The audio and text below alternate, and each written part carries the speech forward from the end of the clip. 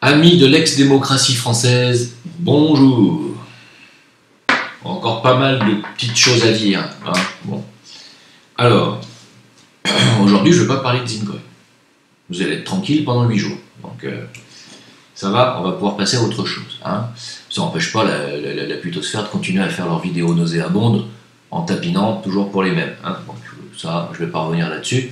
Merci pour tous ceux qui m'ont souhaité tous leurs vœux pour ma future paternité, mais non, c'est pas encore d'actualité. Il faut d'abord que ma femme se fasse poser des organes masculins, puisque vous savez qu'il paraît que j'ai acheté une Philippine qui en fait était un Philippin, je ne savais pas. C'est la putosphère qui me l'a appris, donc je suis en train de faire opérer ma femme, enfin, ce que j'espère devenir ma femme finalement, et peut-être qu'à partir de là on pourra avoir des enfants.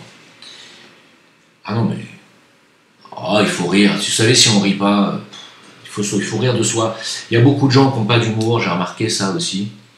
Il y a des gens, dès qu'on fait attention à eux ou qu'on leur lance une petite blague, ils se mettent à pleurer. Donc, l'humour, c'est le baromètre de l'intelligence, n'oubliez pas. Alors, on me dit, tu as vu Jim, ils vont passer le permis à points citoyen en France comme en Chine. Bah oui, normal. Il y a 1 an et demi ou 2 ans, Bourdin disait ça n'arrivera jamais en France. Vous pouvez voir ici la clairvoyance et l'intelligence de Bourdin, Gérard Bourdin.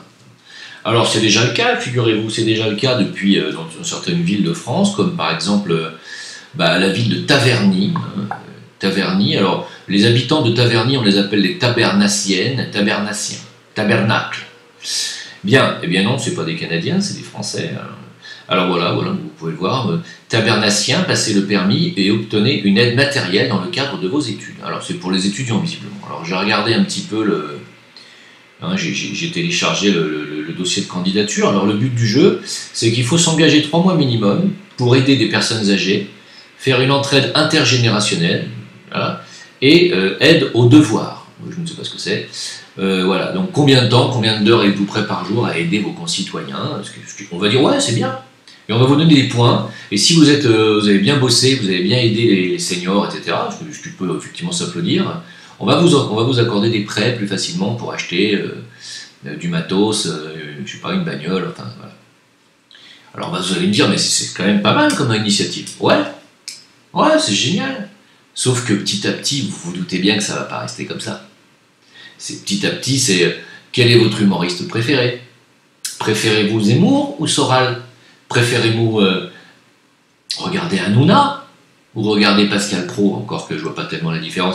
Bon, après, on va vous demander, êtes-vous déjà allé à un spectacle de Dieudonné? Soutenez-vous la liberté d'expression de Zemmour? Et voilà ce qu'on va vous poser comme question. Petit à petit, que pensez-vous du Moyen-Orient et de la politique israélienne? Voilà, petit à petit, ce qu'on va vous demander. Et puis, voilà...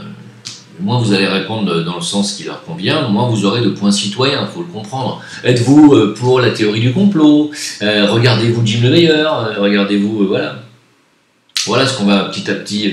je doute évidemment qu'on ne mettra pas, regardez-vous Jim le Meilleur sur un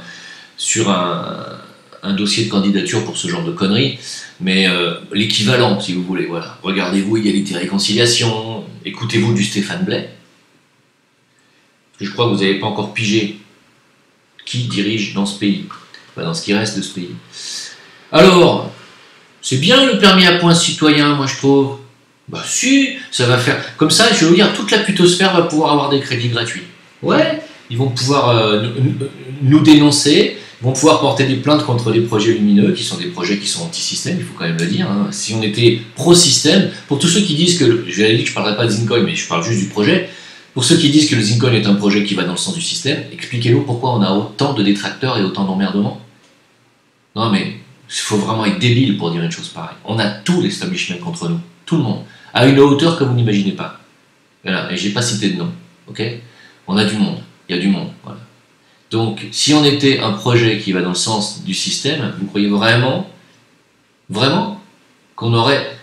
vraiment, si on était dans le sens du système, on n'aurait que des articles à charge dans tous les médias, vraiment, vous êtes sûr? On n'aurait pas un seul article positif? D'autant que pour le moment, on a fait tout ce qu'on a dit et qu'on a volé l'argent à personne. Réfléchissez un petit peu. Vous devriez réfléchir. Quand un projet comme ça est mis sous le feu des projecteurs et qu'on essaye de l'anéantir, c'est qu'il est fatalement contre le système. Réfléchissez, je vous laisse réfléchir. Maintenant, la question à se poser, c'est est-ce qu'on va gagner contre ce système? Ah, la question est posée, hein, évidemment. Que si le Zincoin ne réussit pas un jour, c'est pas parce qu'on n'a pas voulu, c'est parce qu'on a en face de nous des forces qui sont très puissantes et qui sont ténébreuses, mais je vous dirai pas lesquelles. Alors, manifestation du 5 décembre, en première ligne, les pompiers ont fait reculer la police. Oh, bravo! Et ils n'ont pas tapé dessus, dis donc. Oh, ça c'est génial. Hein? Alors, c'est quand même génial. Hein? Bon, il y a eu à peu près 800 000 personnes dans Paris. Moi, je pense qu'il y a eu plus que ça. Bon, très bien. Quoi qu'il en soit, manifestation qui s'est très bien passée, sous les applaudissements d'Édouard Philippe. Voilà. Pareil qu'ils mangeaient leur Gervita tranquille en vous regardant défiler. Voilà. Alors, il n'y a que à Lille, ils ont dit non, il y a des pompiers, mais ils ne sont pas assez nombreux, alors on va les matraquer. Alors, ils ont matraqué les pompiers à Lille. Voilà. Il y a quand même eu quelques yeux crevés. Enfin, la routine du Français qui n'est pas content. Voilà, qui se fait défoncer la gueule. Même si effectivement la mobilisation était historique et magnifique, on peut le dire, pour le moment il n'y a pas, d'après la porte-parole de LREM, elle n'a pas vu une seule violence policière. Elle a dit apportez-moi une violence constatée et je serai la première à la condamner, elle a dit. Voilà. Je ne savais pas qu'ils avaient engagé des non-voyants à LREM. Ouais, enfin bref. Alors le syndicat de police Alliance menace de ne plus maintenir l'ordre après le 5 décembre. Oh, ils sont fatigués, ils ont dit. On est exténués. On n'en peut plus. Puis il y a Noël qui arrive. Alors Noël... Ah ouais, Noël quand même. Tu vois, à un moment donné, il faut penser à ses gosses, il y a les cadeaux à acheter, c'est important ça, les cadeaux. Hein? Ah ouais, n'oubliez pas les cadeaux de Noël surtout. Bref. Alors, il y a un buzz qui tourne là, qui a été lancé par notre ami canadien J'en ai marre, la chaîne très sympathique canadien, mais il vérifie pas ses sources des fois. Il a dit que Macron avait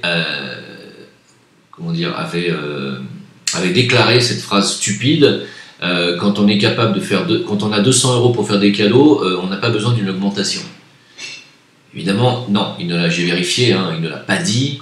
C'est une fausse citation qui vient d'un site qui s'appelle. C'est un site de fake news et de dérision. Voilà, qui s'appelle Franche TV Info. Voilà. Donc c'est pas vrai. Bon, ceci dit, c'est vrai qu'il aurait pu le dire, on n'était plus à ça près. Mais non, il l'a pas dit. Voilà. Donc, voilà. Fake news. Dommage. On aurait presque aimé qu'ils le disent. Hein, c'est vrai. Hein. C'est vrai que c'est quand même dommage. Bien, alors, les amendes des automobilistes belges pourront désormais être saisies de force. Tiens donc, à partir de 2020, les Belges n'échapperont plus aux amendes routières impayées. Ils recevront un ordre de paiement. Et le PV pourra être prélevé sur leurs impôts. Dans le cul, les Belges. Mes amis belges, je vous salue, mais vous êtes en première ligne. En fait, en réalité, c'est pas la France qui devrait faire une révolution, c'est vous. Mais bon, une révolution belge, peut-être pas demain la veille. Hein. Enfin voilà, c'est vous qui voyez. Évidemment, les taux se resserrent en France aussi, nous dit-on. Évidemment, tout ce qui est déjà à Bruxelles va arriver en France derrière, c'est normal. Hein. Voilà, j'en veux comme cette histoire de permis à points citoyen dont Gérard Bourdin nous disait que ça n'arrivera jamais en France. La clairvoyance des médias français. Qu'est-ce que je pourrais vous dire d'autre de croustillant, en fait, hein?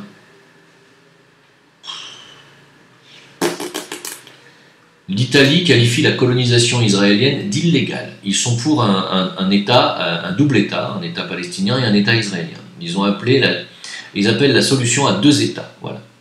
Donc ils ont dit que c'était illégal que les Israéliens fassent des colonies israéliennes. Bon, très bien. Très bien. Mais si ça avait été Salvini, je pense qu'ils n'auraient jamais dit ça. Je vais y revenir. Alors, tiens, c'est con, je crois que j'ai fermé la fenêtre. C'est pas grave. Que nous dit Marion Maréchal Le Pen? Si nous n'enrayons pas l'islamisme, il finira par nous détruire. Tiens donc, c'est bizarre ça. Ah bon? Je croyais que le Daesh était totalement éliminé, moi. Quel islamisme? Bon, je ne dis pas que l'islamisme n'existe pas, mais est-ce que c'est vraiment le plus gros problème français? Vous êtes sûr? Certains? Bon, c'est vous qui voyez. Hein, je sais pas. Alors, effectivement, bon, on a transformé, enfin, la maire de Paris, la mairesse de Paris, Hidalgo, a transformé la ville en dépotoir, et Fabrice Lucchini a dit « Elle a fait de Paris une ville du Moyen-Orient qui n'est absolument plus habitable ». Très bien, Fabrice. Voilà. Il a dit, Fabrice Lucchini a dit 1,5 million d'automobilistes réduits en agneaux qui n'avancent plus, je suis d'accord. L'agressivité est passée au scooter, ce nouveau monstre polluant et sonore qui sème le chaos sans compter la trottinette et le vélo, le summum du danger. Fabrice Lucchini, Patrick Lucchini ou Fabrice? C'est Fabrice Lucchini, juge que Paris est d'une saleté sublime comme une ville du Moyen-Orient.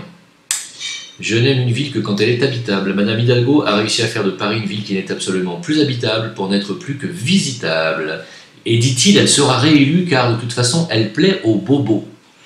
Le bobo, c'est un mec qui vit dans une tour d'ivoire, qui ne voit pas que tout se désagrège au pied de sa tour et qui trouve que c'est bien. Voilà. Un bobo, c'est un mec qui a la merde dans les yeux, c'est un connard en fait. Il n'y a pas d'autre mot. Voilà. Alors, verdict des policiers brûlés à Viry-Châtillon. Vous savez qu'il y a 13 individus qui avaient tenté de brûler vifs des policiers en 2016, je ne sais pas si vous vous rappelez. Alors, je vais quand même vous rappeler les faits. Hein, pris d'assaut par une meute de jeunes, ah ouais, on dit des jeunes, c'est vrai, cagoulés et armés, et avec 13 cocktails Molotov. Ça va, c'est pas beaucoup. Des policiers furent enfermés dans leur voiture en flammes.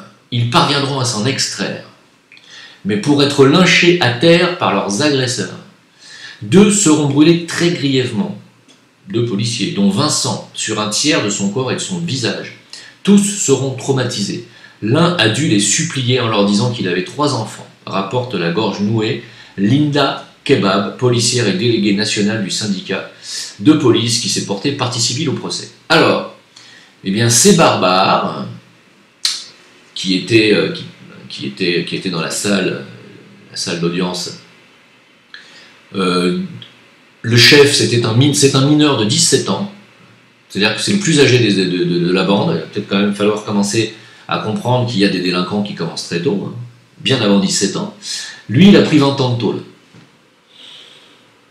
Quand même, tentative de meurtre sur officier de la République, pendant l'exercice de ses fonctions, avec intention de le tuer, bien entendu, et surtout parce qu'il porte l'uniforme. C'est surtout ça. Bon, très bien. En fait, ils ont même enlevé leur godasse pendant l'audience. Ils rigolaient, ils souriaient. Je trouve que c'est bien.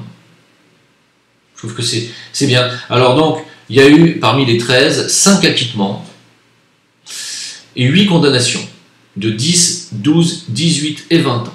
Des peines bien plus légères que celles de 20 à 30 ans requises par le parquet. Voilà. Donc, en fait, comme ils ont déjà fait 3 ans, avec vous savez, les remises de bonne conduite, ils vont sortir dans 4 ans. Voilà. Je trouve que c'est pas mal. La circonstance aggravante de tuer quelqu'un pour ce qu'il est, à savoir un policier, n'a pas été retenue. Pas grave, open bar. Qu'est-ce qu'on se fait chier, nous, à payer nos impôts? C'est vrai. Pourquoi on va pas directement tabasser des flics? Non, mais je rigole, évidemment, c'est ironique. Alors, petite chose qui on m'a dit, ouais, mais Jim, tu dis que, quelles sont tes sources? Ah oui, quelles sont tes sources? Il y a des gens qui ont, je sais pas, ils rêvent d'aller se baigner dans mes sources. Je sais pas ce qu'ils ont. Ils sont pas capables d'aller sur Google et de faire une recherche eux-mêmes. Il faut que moi je donne mes sources, parce qu'ils me prennent pour un journaliste. Je ne suis pas un journaliste. Voilà ce petit tableau qui va vous plaire, qui est un recensement des profanations de lieux de culte en 2014 en France. Vous pouvez voir qu'il y a, dans l'année 2014, 6 cimetières juifs, 4 carrés musulmans et 206 cimetières chrétiens qui ont été profanés en 2014. Évidemment, ces chiffres ont multiplié par 4 ou 5 en 2018. Là encore, pour les sources, vous vous démerdez, vous cherchez, vous êtes des grands garçons. Voilà, voilà la réalité. Hein, c'est la réalité du terrain. Donc, évidemment, sur les 206 cimetières chrétiens en 2014, il n'y a jamais eu un mot du gouvernement. Jamais. Jamais. Sur les 900 et quelques de l'année 2018, pas un mot. Par contre, un cimetière. Ah,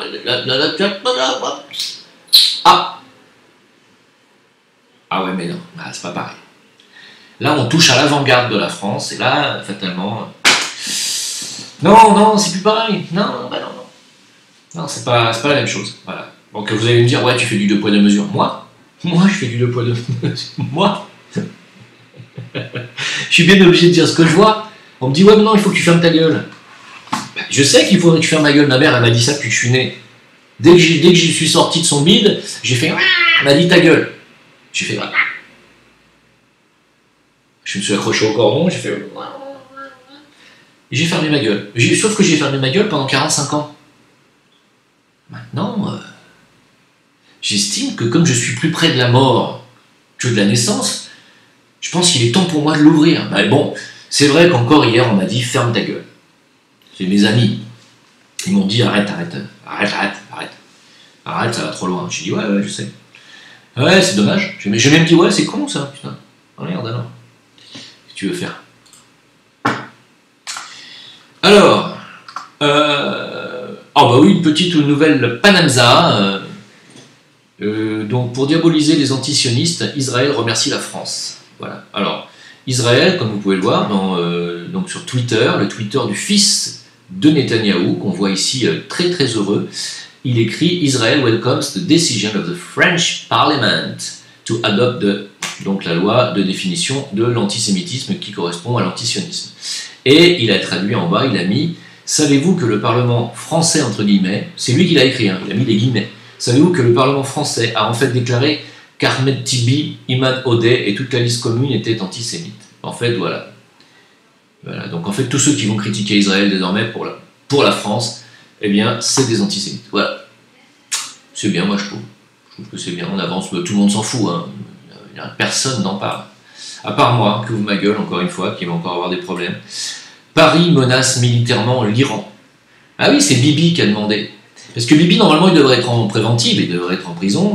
Mais non, il s'amuse, il est là, il va saluer Trump, il va saluer voilà, tous les dignitaires de tous les pays pour leur demander de resserrer leur pression sur l'Iran. Et puis derrière, qu'est-ce qu'on a?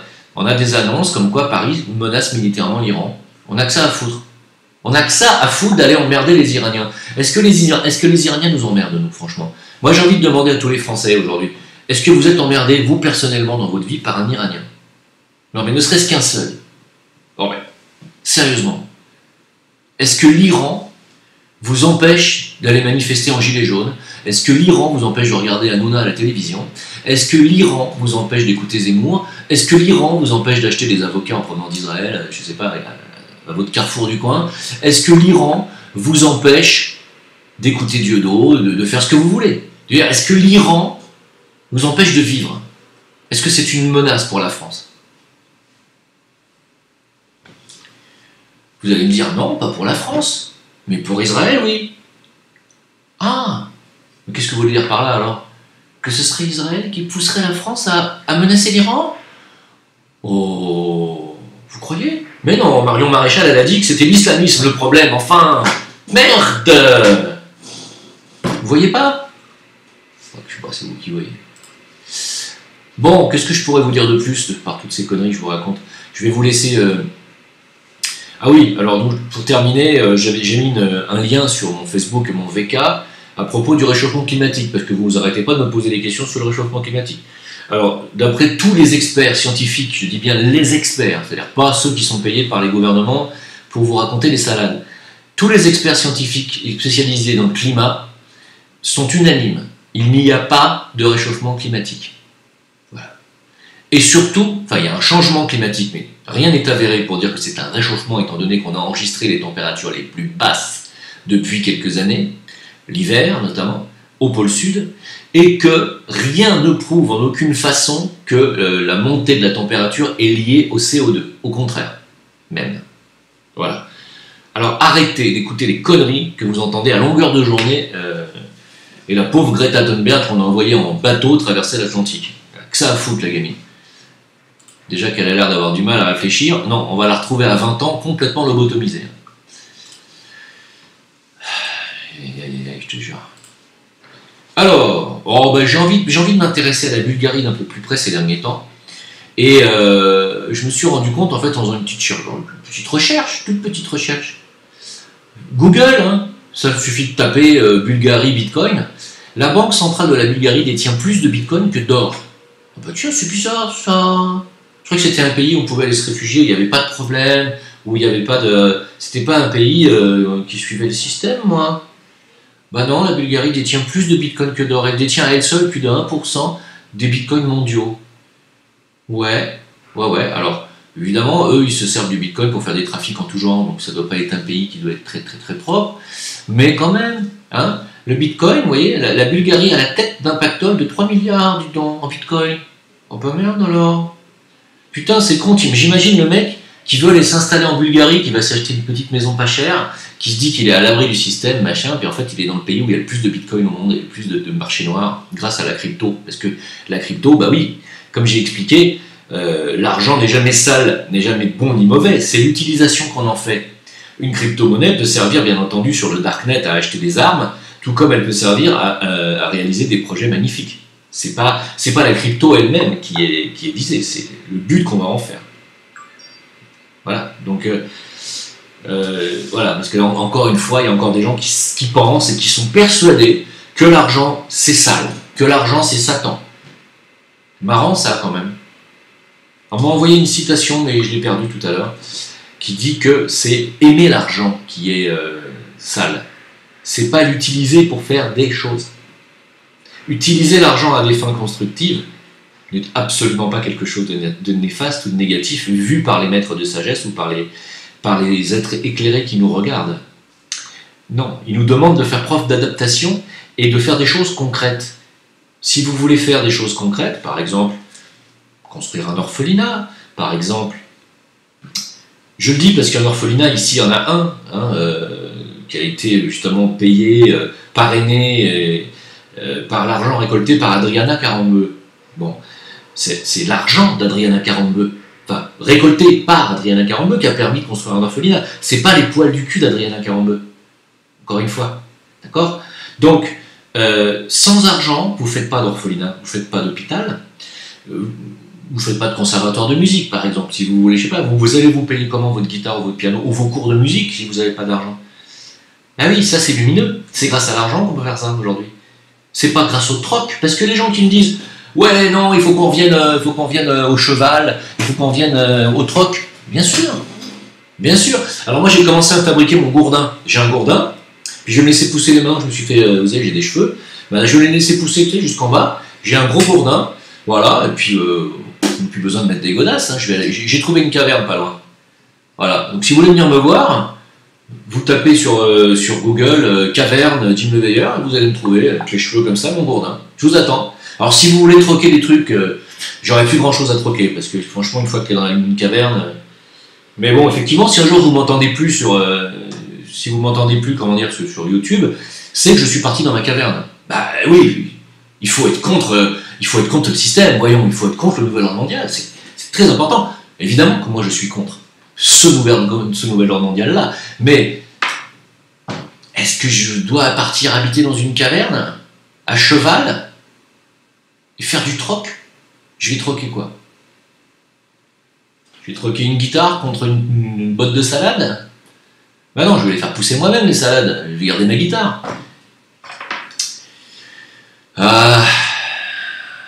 Comment faire avancer cette humanité? Comment faire avancer le monde? C'est une question que je me pose tous les jours, vous savez, ne croyez pas. Comment faire avancer les choses? Alors, la vérité, c'est que moi, je crois qu'il n'y a que l'exemplarité qui compte. C'est-à-dire, faire des preuves, montrer des choses. Voilà. Donc, pour pouvoir faire des choses, encore une fois, qu'est-ce qu'il faut? Des moyens. Et les moyens, c'est quoi? Dans ce monde-là, c'est pas le talent. Si c'était le talent, si le talent suffisait, on le saurait. Malheureusement, non. Le talent ne suffit plus aujourd'hui. Il faut de l'argent. Il y a un nombre considérable de personnes qui ont du talent et qui finissent pauvres, voire dans la fosse commune. Je vous ramène à Mozart, par exemple. Talent ne suffit pas. Mozart a vécu moyennement pauvre et est mort très pauvre.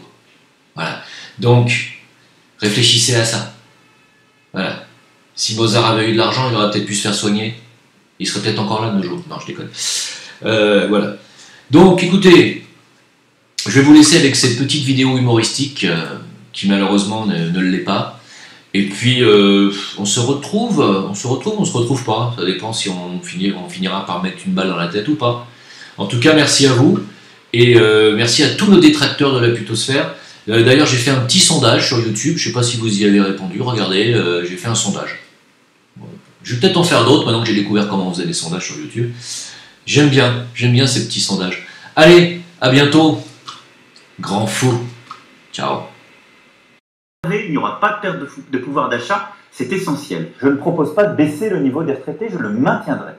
Le niveau de vie des retraités, on doit le préserver. Je n'approuve pas d'aller plus loin durant le quinquennat à venir pour faire des économies sur le dos des retraités comme vous le proposez. Je ne veux pas, moi, faire d'économies sur le dos ni des retraités, ni de celles et ceux qui sont à quelques années d'aller à la retraite. L'engagement que je prends ici, devant vous, c'est que toutes les petites retraites auront leur pouvoir d'achat protégé avec moi.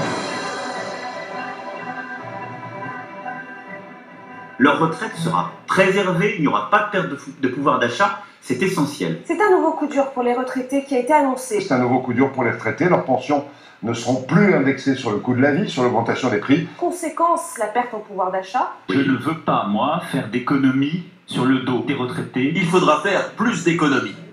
Nous assumons une politique de transformation et de maîtrise des dépenses. Alors, qui va y perdre?